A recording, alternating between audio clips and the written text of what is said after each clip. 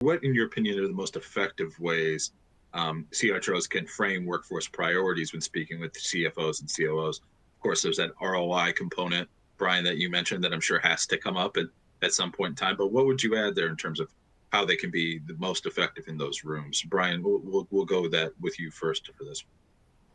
I think it sort of boils down to a bit of a planning or strategy around the workforce, right? So if you look at sort of, and this is a huge key topic for a lot of executives in health systems, is optimization, right? How do you take the talent that you currently have and look forward facing to get you where you need to be from a revenue perspective or a patient continuity perspective, all the different key metrics and attributes for growth. You have to take that approach and that lens. So as you're building your relationship with the other members of the C-suite from the HR perspective, CHRO perspective, you need to take that lens. You need to come to the table with a solid plan, a game plan on optimizing workforce, looking at the future-facing, look around the corner projection of your current staffing situation and where you need to move the needle with talent, either top grading the talent, your growth trajectory. Those are the types of conversations that they need to come equipped with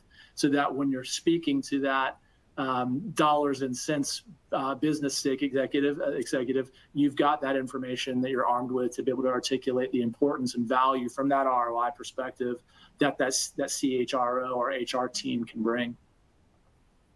Certainly a data component there, Tommy. I'm going to get to you in a moment, but Brian, a follow-up for you. It also seems like you're coming with that information. Is there also a storytelling element, I guess, involved in this when you're trying to contextualize that data to get buy-in? Am I thinking about this appropriately, Brian? Yeah, you absolutely are.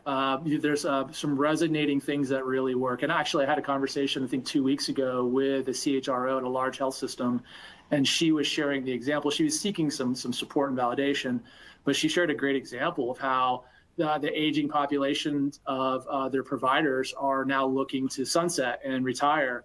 And she was painting this picture of what that looks like for her system. And she was talking about an anesthesiologist and going through that process and understanding the billable contribution that anesthesiologist drives. And that, again, she was starting to connect those dots. But how do you really take a deeper dive into that and understand the dynamic of the surgeons that anesthesiologist is supporting and the downstream implications? So from an HR lens, do you look at that as do we need to fill that immediately? There's a cost associated with that, around $400,000, mind you.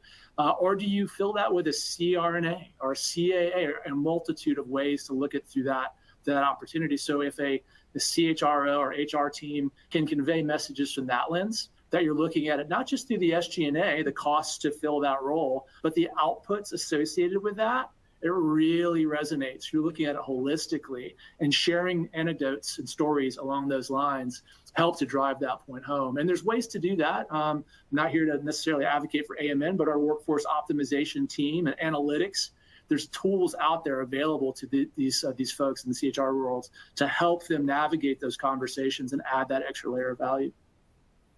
It's fascinating, sort of holistically, as you mentioned, like bringing all that information to the table from the personal to the macro view of what it's like for the business. Tomya, what would you add here?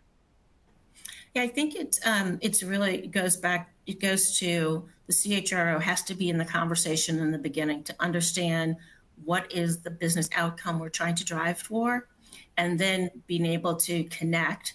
So if you go to storytelling, being able to connect, if we're trying to optimize our touch point with patients, what's the right combination of skills, licensing that happens behind that? So to Brian's point, maybe it's not that you need an anesthesiologist in that moment, or you want to leverage the anesthesiologist in a different way. So how do you then find the skill set, the type of skill that can help you deliver on that patient care in a different model? So I think it's really the partnership that hasn't existed that needs to exist, that the CHRO is very connected to the business outcomes that are trying to be driven, and being able to connect the people data to the financial impact. So I think that's the part where there's often a disconnect, in that we're not talking about the cost of vacancy or the cost of turnover and what that does to the revenue of the organization, and how do you, in the most effective way,